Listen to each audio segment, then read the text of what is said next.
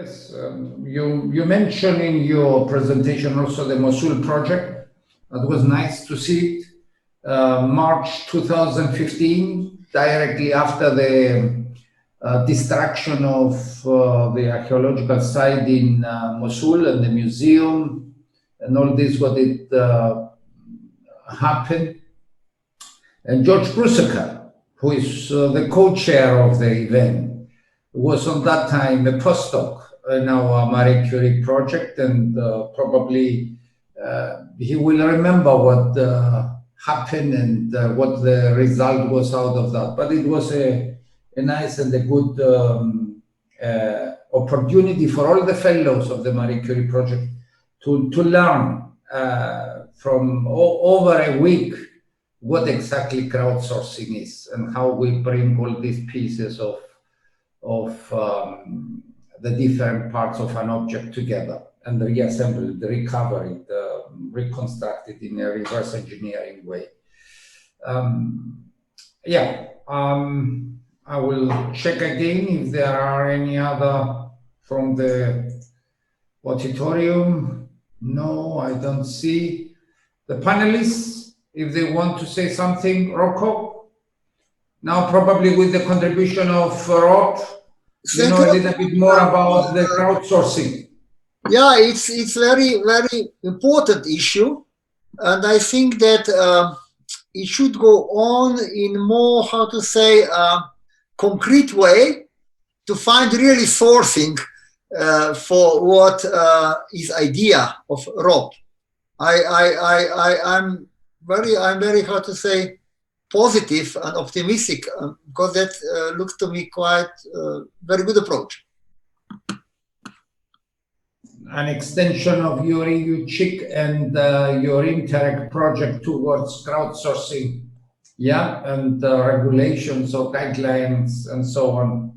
I would be very happy to join in future and to, let's say, share the experiences which we gathered last 20 years. Yes. Petros, what do you think about the complexity in the quality in crowdsourcing now, huh? That makes things even worse. Yes, of course. But that's the complexity, the beauty of the complexity that you mentioned earlier. I mean, yeah, if you involve non-experts in collecting data, then you need to make a clear, let's say, protocol of what they have to follow, okay?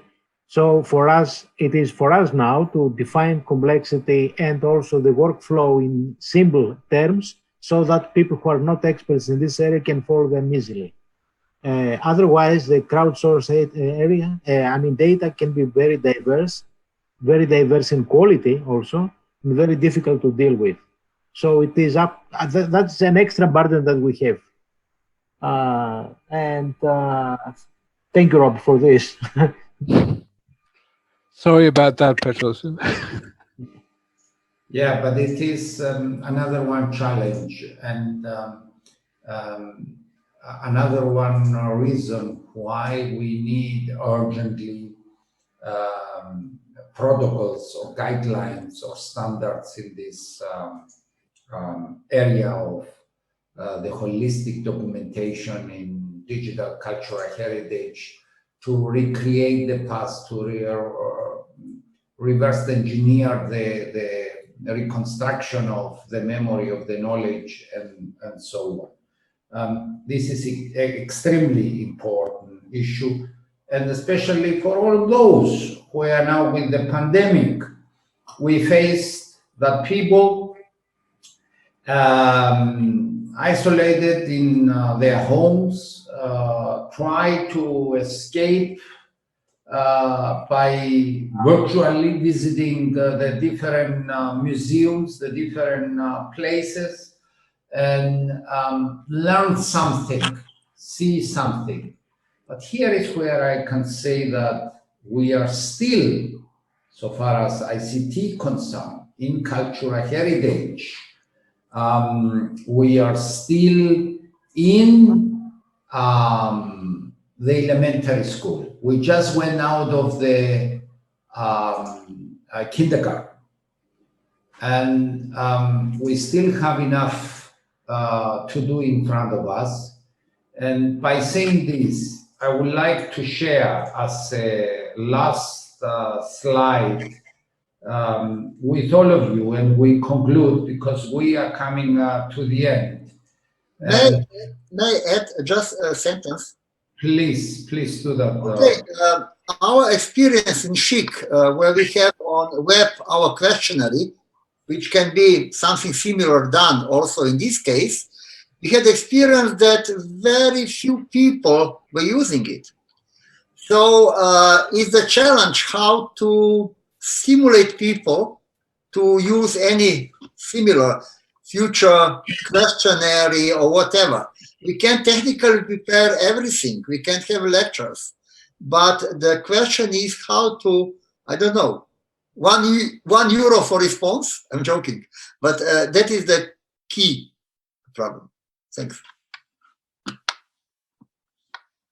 Thank you, Rocco. I don't know, can you see my screen? Yes, I'm finishing now, and I want to share my screen just to show to you something which is extremely very important. I would like to come to an end by showing to you, going back 260 years, more or less, the time when in France, some French writers tried to organize all human knowledge together. Actually, this is what the very famous search machine is trying to do at the moment now. And they called their project the Encyclopédie. And it was a translation of a massive expansion of the Britannica. The project was real huge, and there are substantial questions that still challenge scholars today, and that's true. It is still challenging, and that's now what it is all about. How do you categorize and classify knowledge? As an answer to this, what Fodis asked earlier about his virtual reality or augmented reality or mixed realities that we face today at the time of the pandemic, with virtual museums and so on, or how exactly can a reader navigate a 20 million word collection of information? What 20 million? Now we are in the billions, or even beyond that. How to bring the thing and not be in prison. It's all about the knowledge of the past. It's all about the memory. And don't forget, it's all about museums, and it's all about the real definition of the museum 2,500 years ago. And as the name of the workshop, and it states here, Mnemosyne, about the memory. And that's all about. I would like then to conclude by saying thanks to all the speakers, all the colleagues. Thanks again to CIDOC 2020, giving us this opportunity to raise our voice and share with all the people our thoughts, and of course, to go and ask again all the participants, before I will say thank you, to participate in our survey. Not to forget to do that. Please scan the QR code here or Google it, 3D survey, EU 3D survey on quality in